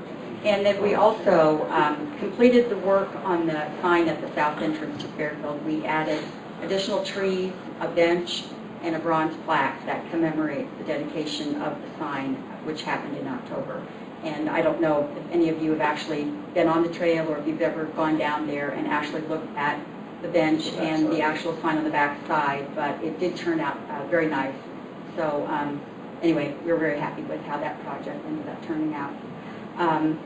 Okay? Yes. All right. Next thing we're going to do is we're just going to do a little sharing. We are going to show you, first of all, some color copies of the Heritage Courtyard area, just so that you are at least familiar, because we've been working on this area for the past couple of years, and we really feel like this is a highly visible area, close proximity to the square. There's a building on it that says public restrooms, so you know it's really a reflection of the city, and so we take that very seriously, and we are striving to make some improvements to that area. It initially started out as being a partnership with the owners to just get the backs of their buildings painted, because everybody knows what a fresh coat of paint can do for the looks of an area. And so that's how it started, with our money and grants from Keep Iowa Beautiful that we've been getting. And as we've been in there working, we've realized that, wow, there's really a lot of other things in that area that are not very attractive. So it's sort of gone from the painting project into some other ideas that we have, which did include the project that I said last year, where we put the shrub roses and the irrigation system in. And then then this winter, we've been working with Melanie from French Renninger. Kevin was also part of a meeting that we had, and that we've met there, and to just understand what other kinds of things that we might be able to do to, enhance that. So basically, the idea is that we want to clean it up and green it up, and we've wanted to make a very inviting area, and again, just more of a better first impression as you are approaching the square. You see that before you get to our square when you're coming from that direction. And anyway, the things that we were really keying on, number one, not to lose any parking spaces with anything that we did. Okay, so you should know that. The other thing is to keep it really low maintenance, not create any more jobs for anybody. And so both of those things were high priority as we were approaching it. And I will say also, by the way, we are still hoping to meet with Daryl to talk with him, and we also have more property owners that we need to visit with. So, I won't get too detailed about the plans, but just to give you, a glimpse of what we're thinking. So, adding some trees and shrubs, as well as updating an existing light fixture, and again, working with the property owners to sort of shore up some of the, challenges that you can see in those pictures. Okay?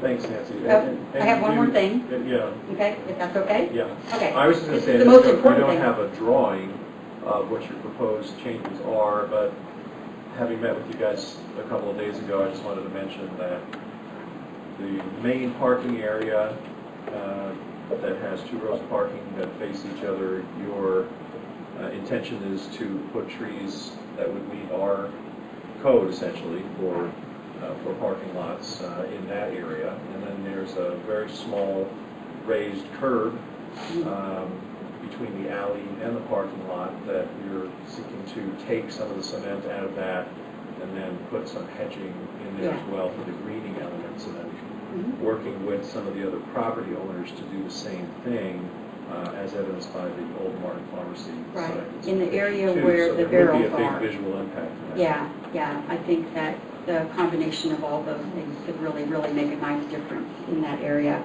And again, we're not putting lots and lots of trees. Don't anybody be too concerned. And they will be. What was your description? That they grow upright and they're not huge, so they're not going to take over. Right. Okay, and then really the other thing, and probably the part that you're really excited to hear about too, is that we had actually declared, and within our group, that we were going to make this year focus on Fairfield's first impression. And it was just sort of funny because I think it was either our December meeting where we actually had this conversation. And so the fact that we're having visitors come through is just going to tie in really great. So we're really excited, and we'd like to kick it off in May when we start giving out our Rose Awards. And so we're going to be, I don't know exactly what we're going to come up with for the catchy phrase. I mean, focus on first impressions is what we're calling it right now. Or I think on your picture it says first impressions campaign. But essentially, we just want to get everybody in Fairfield engaged and inspired to do a little sprucing up around their properties, whether it's in their own backyard or whether it's their storefront or whether it's the streets or whatever it is. Good. I'd like to support this campaign also, and I'm looking at Scott Vaughn to say that, and Scott and I haven't talked about this yet, but possibly involve our zoning office as well in this to really take a close look at particularly properties in some of the more public areas that may be in the nuisance area, or just helping us in general with promoting the campaign in the downtown, because I think it would be a great opportunity to do it. Yeah, and we know Scott this year. He's all on board with it because we had some conversations about it last year. So, and any other ideas or suggestions, we are very open. Your Honor, I would just stick in there too that it was the committee that introduced the idea to me about doing something with that building that kind of grew into the proposition we do a sustainability office there, which would fit into the beautification ideas. And also I'd like to say that it's wonderful that Prince Schreiniger is donating the time, Melanie's donating to help with the plan for the ideas that the committee has, which are some great ideas, and it was just making a tremendous difference on our approach. So we're proud of that effort. Thank you, Melanie. Yes, I appreciate that. The other thing that we discussed the other night that I'd like to put out in front of the council too is this is an idea, and if former Councilman Myron Kukin is able to watch our meeting tonight, I know this was always dear to his heart, but the light poles in the downtown that we were not able to replace, that we affectionately refer to as our Brontosaurus dinosaur necks, if they were simply painted a darker color to match the others that we've done, that would go a long way. Also, I'd like to see us as a city look at that, maybe get some elbows on that as well. Yay! All right. That would be awesome. Great. Thank you for your report, Nancy and Susan. Appreciate it. I can paint myself out.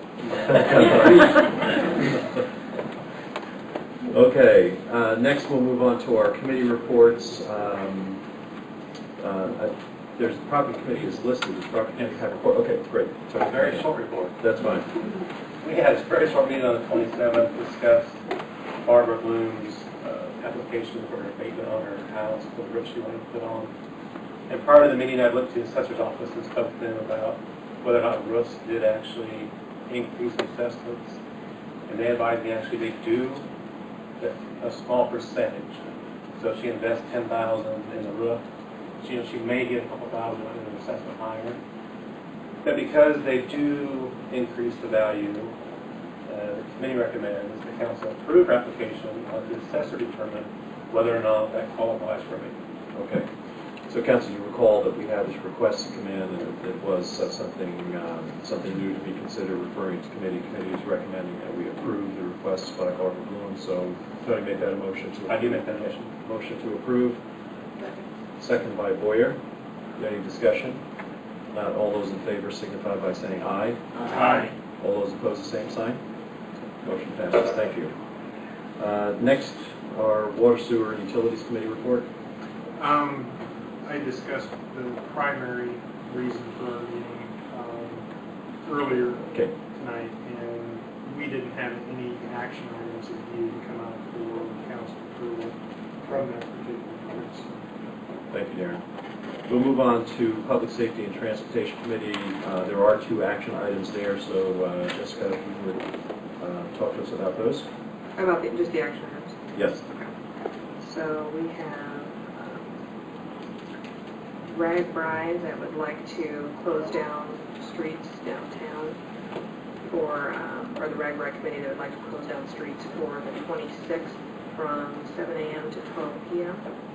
And then we have Fairfest that would like to close down streets from June 21st, 22nd, those 2 days from 7 a.m. to 11 a.m. or 6 a.m. to 11 a.m. Okay. This is what we decided. Let's take one at a time. The RAG-BY request, I understand, includes Burlington Avenue between Court and Main? Correct. Well, no, actually it doesn't. It includes Burlington Avenue from Court to B. Court to B. Okay. Right. We extended that a little bit. Main to B, sorry. Yes. And this is something would be unprecedented. We've never done this before, but then we haven't had control of the street for that long either. This was at one time a state-controlled street, so now that we do have control of it. Yeah, Tammy Jones from the Rag-BY Committee is here. Tammy, would you like to tell us what the Rag-BY Committee envisions for not just that area, but all of the street closings? We're talking about closing Burlington because we need to pull additional power for the events and stuff that are going to be on the square. It's our understanding at this point that that only comes between, we can only get that off of the ERA, by the ERA building in that alley. So we're talking about putting vendors and stuff along Burlington there, beverage garden and circus and entertainment all along the rest of the square. closing Burlington is also just for safety. There is supposedly going to be 10,000 people on the square, and we don't want cars zooming through there even at all if possible. Talking about closing from Burlington to Briggs, Court, and Main, and Broadway from 2nd to B, and then the route has already been proposed, I believe, hasn't it? Oh, yeah, okay. Then there's other things too. We're encompassing the entire square. Right. And there's some stuff that's mandatory that Ragbari's bringing with them that we have to place. And this was a long discussion. Right, and I know, Chief, you've been very involved with the organizational committee, so this, if you can offer anything or give us your recommendation. The main reason is because where the electricity has to come, and it's a safety issue. We don't want anybody taking down the electrical. We tried to reorganize and reorganize this, and there's just no way with the route and the limited space and with that many people that we can accommodate this. And there was a discussion that, unless we have 10,000 people here, that's not going to be a norm. We're not going to be shutting down Burlington as a norm. So, do we have any idea how we reroute traffic for people who, may, not be participating in Ragbari? Darren's already proposed, we have to get with the DOT, and there has to be signage out. And basically what they're going to do is turn south on Main, go across Washington, and then go north on B Street if they were going east, and vice versa if they're coming the other way. You'd have to put some signage out and things like that. And that's the only way that we can get it to work out. It's going to be, regardless, it's going to be a day where local traffic is going to be discouraged from being in a car anywhere near the downtown. Right, walker bike is going to be the theme. Right. Well, you have three of the four co-chairs of Ragbari right here. And when I first heard this, I'll tell you, I was not for it. I thought you shouldn't touch Burlington. But the difference between last time Ragbari came through and now is that there's a metering requirement for electric. You can't just pull it from wherever you want. So if we don't pull it from that gravel lot there, the building burnt down on the south side of Burlington, then we have to pull it from an alley and run cables half a block. So to our vendors. The only place to put a temporary pole is in the gravel. Yeah, so it basically became a requirement. And then diverting traffic, it's not ideal, but we hope to get the word out well ahead of time, so not just people who live in town, but the businesses, if this isn't a good day for deliveries, if you can schedule them other times, it's going to be a madhouse. So we're talking about 12 hours once every 10 years. The 20th, there's going to be a townhouse rally for Ragbari, and like the route where the bicyclers are going to be, and I think Cammy's going to have her maps there, so everybody can kind of get a big picture of this. What are the hours that this will be closed? 7 a.m. to 12 p.m. Yeah. That's what they're proposing. We'll be at the detour route will be well signed. We'll be using barricades, a lot of signage, a lot of barricades. We do have the digital map that we're going to be creating. That all this will be on. It'll be out there at least a month earlier than the event. Well publicized, well signed. I think it's about the best we can do for this event. I'd say too that typically we want to definitely have that open to have for safety, because you don't want to put all that traffic on other streets as well. But for this day, where we're putting it, the traffic for the bypass of this will be fairly signed and people will know. And I can't imagine anyone locally doesn't want to be a part of what's going on out there, not knowing by the end or not seeing it when they get there and being able to detour quickly around it. So we feel like it's the safest alternative. And is midnight the proposed time frame from Ragbari? Because it almost seems like it should be 1 a.m. by the time people tear down and people are going home. Should point there. The music is going to end at 11:30. 11:30?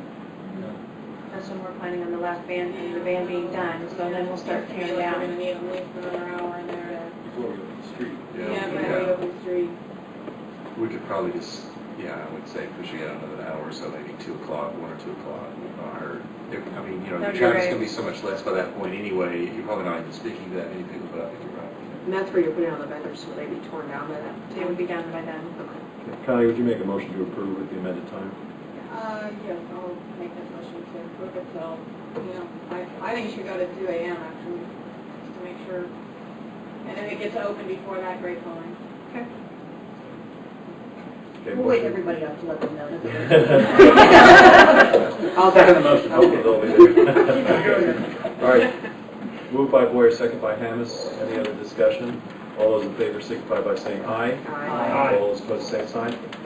Thank you, Tammy. We really appreciate all the work that your committee is doing and all the leadership that you're taking in this. So thank you very much. Great. Okay. Next, let's take the Fairfest, and James Moore is here. So James, if you could tell us a little bit about Fairfest. James is manager of KRUU-FM. And James, if you could also report on what you found out from the Business Institute. Yeah, thank you very much. Fairfest is a 3-day music festival. Some community lovers approached us at Crew FM to put on a festival that would be national, regional, and local in scope with music acts, as well as featured artisan food and some other components. And we've been working on this for about 8 or 9 months. There's a team of about 15 or 20 people that are working on this. We haven't rolled out the marketing yet. I know I've talked to some of the council members privately about this, but what we were going to do was think about doing something on the square. We thought for this first year, the idea of this is a legacy event. It's a 2 or 3-day event, sort of like our own mini rag ride that we could do each year and build. Or So, like live on the square on steroids. yeah, well, live on the square plus a day or two is Right. the idea. But what we decided to do with my team, we have a very good crew of people that have worked, some of you know Campbell Hair, and some of the events. You may remember from 2008, the art walk that we did there. It was quite a striking event. A lot of great entertainment from pillar to post. Keelan Dimick, Luca Donini came down, an Italian jazz group. They sold 100 CDs that night. We heard feedback from the art walk group that the show was so tight and so compelling that people weren't moving around enough. And that was we figured that was a good and a bad criticism. It's something you certainly want for an art walk night to have merchant moving. And so I think from a presentation standpoint, the folks that have approached us that wish to remain anonymous have now offered $25,000 to $35,000 a year to put this on. This first event will be probably in the range of $50,000 to $75,000 of an event. We have already contracted with a number of wonderful bands from New Orleans and elsewhere, but we decided to center it around the convention center. Have that be the center point to have an outdoor stage and an indoor stage, vendors, and rent the whole facility, which we have now for 2 days. Going forward, we'll include Sunday this year. They have a rental that goes through the whole year, so we couldn't get the morning time. And because of that, the traffic was an issue, so we couldn't keep the staging outside on Sunday, which we would do generally if we could going forward. The Iowa City Jazz Festival, which this is maybe akin to, some of the acts that we're going to be bringing in have actually played there. They go basically Friday to Sunday. We were thinking of a 3 to 4 day event eventually, and next year, I believe we're thinking about next year before even hearing about this year, but at any rate, the idea is to maybe really crack it open and have multi-stage, also multi-genre. We're going to have, to put it in a nutshell, the mission or the vision of the event is to celebrate together. Now the Smithsonian City, of course, that we just were awarded, known across the country for its arts and smarts. We have an incredible music show, 3 days of music, food, and Steve Boss, who is our amazing, great taste show host. We're working regularly with Hy-Vee. As a matter of fact, I don't mean to promote, but this coming Wednesday, one of the top chefs in the state will be there at Hy-Vee, a live cooking show and presentation. We'll have artisan food, vendors, and also then a sustainability element as well as culture. So it's a music fest plus, you know about all things Italian.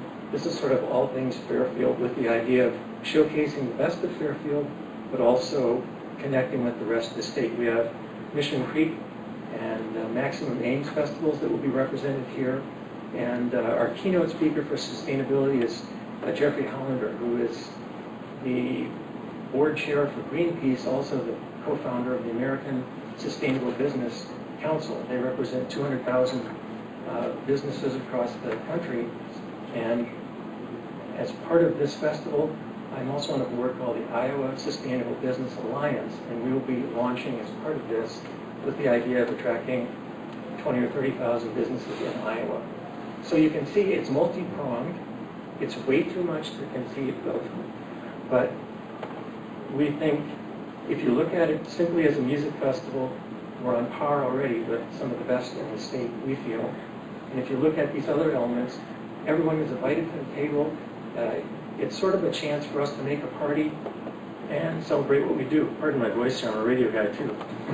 But at any rate, is that clear enough? Yeah, no, that's so great. What we're asking, Mayor, so let me just ask Jessica then to follow up with what's actually being requested for closing. So what James is proposing is closing Hempstead to Broadway on Main. The committee's concern was closing in front of the block between Broadway and Briggs for those businesses. And so we'd asked James to talk to those businesses and get their feedback on them. which I did today. Would you, should I? Go ahead. Thank you. I didn't mean to interrupt, but I did approach the businesses on that street today, and I was able to talk with 11. Only 4 did I miss that I know of, including 2 owners, 2 consortiums that own projects on the corners. Mohan's now is empty, so I didn't talk with the owner of that, but I'm sure he would be on board. But I did speak with all the stores, all yeses, except for 1. There was 1 no. And I don't know if you want details on who that is, but including talking with Walker's concerned about the alleyway. I believe that would be closed, and Revelations is interested in maybe having a vending situation there. That part of the block, we're thinking for food vendors only, and other vendors will be down inside the Sondheim. So we have a great plan, and by the way, I know this isn't the time to present it. We will make a full presentation that's very brief with pictures and maybe not music, but today we just wanted to make sure that we had the place to get everything going in terms of this block party. The person that said no, what were their concerns? Just about parking and loss of traffic. And I'll also say one of the restaurants, I wasn't able to talk to one of the restaurants, and the other one was concerned because when there are big Midget Center events, their traffic goes down for sure. But we were thinking about how to be creative about it together by highlighting and not putting other vendors in front of the restaurants, letting them have their own space that they want there. So, I mean, because we want this to work for everybody. This whole thing is like a feeder for anybody who's doing something great. And so, by the way, if anybody's interested, you can certainly get in touch with us, and all this information will be out. But really, the idea is to feature all the good things that are going on. So, your committee did recommend the closing. Do you want to make that a motion? I'll make that a motion that we close the streets as proposed. So that's basically North Main, correct? North Main from Broadway, from the north side of Broadway to the south side of Hempstead. And what would be the duration, like what time we'll start, when it end? So it will be, let's see here, we're starting 6 a.m. on the 21st through 11 p.m. on the 22nd. Joining the Friday to that, Right, and James felt that when we talked, That's going to be a lot of time to build that stage. We're thinking of, rather than starting early on Friday, really starting more like in the 2 to 4 range. That'll give us time to get the stage built, because that's been a concern with our crew. There's some prep time here for the stage. Well, I can understand. James, could you get by with just that 1 block in front of Convention Center for the Friday morning part or something? For the Friday morning, possibly. I mean, there is one other issue I should mention.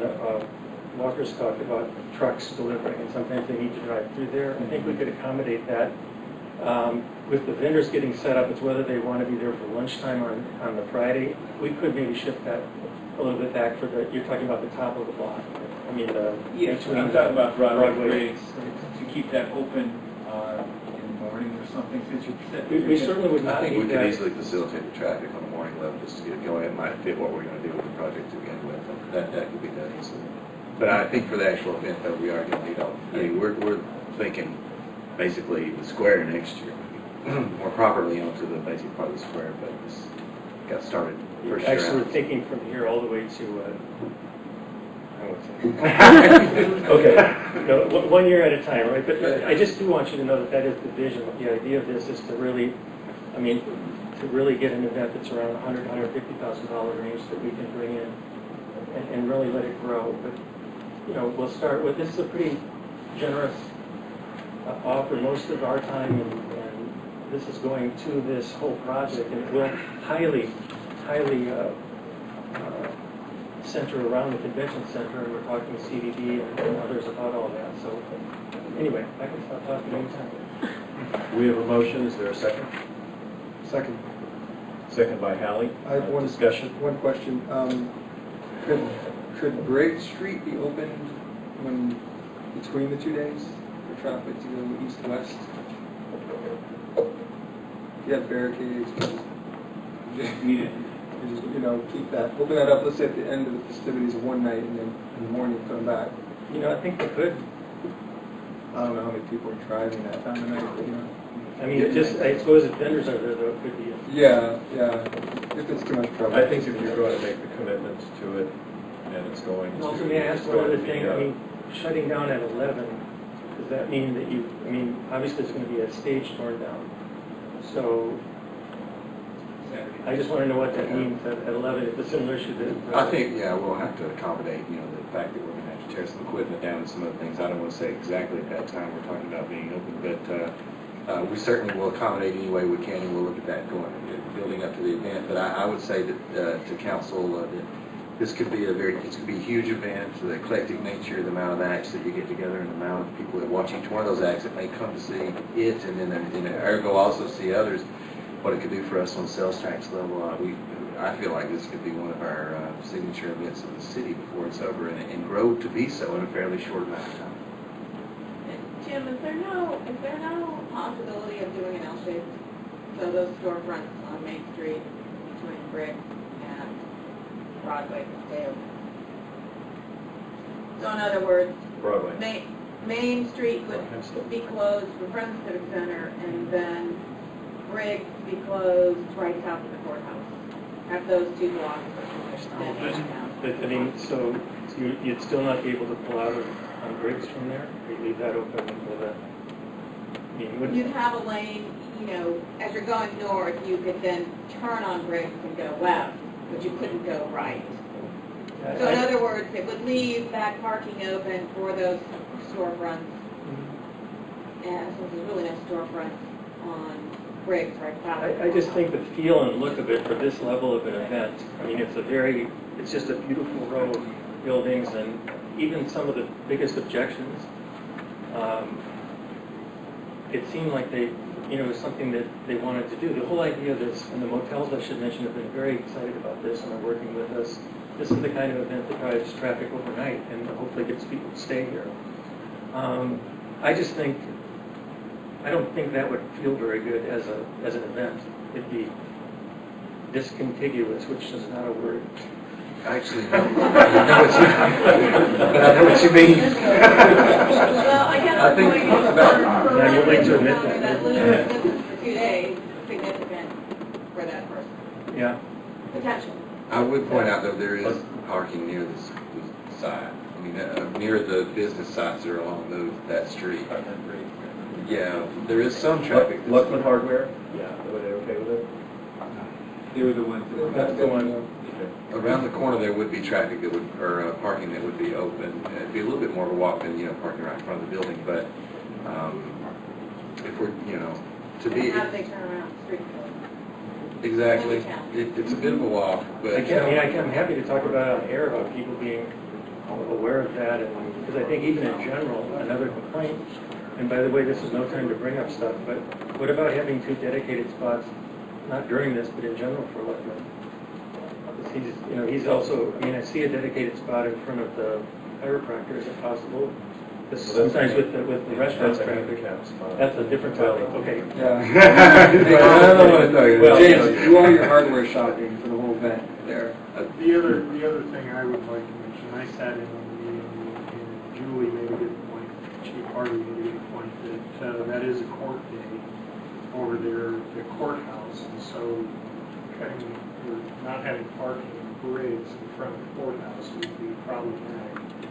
And they have that going on, and you have a lot of activity on a particular Friday of the month. And it's that way every month. So that would be another reason to kind of stay with the north-south theme. And not go down three or one. Not Two go sides of the- east-west. Right. You know, blocking off two sides of the courthouse would disrupt Yeah. keep it. Yeah. Well, this is, I think this, we're all excited about it, no question about that. You know, we do have to deal with these issues and complaints, and it may be that we learn something in the first year.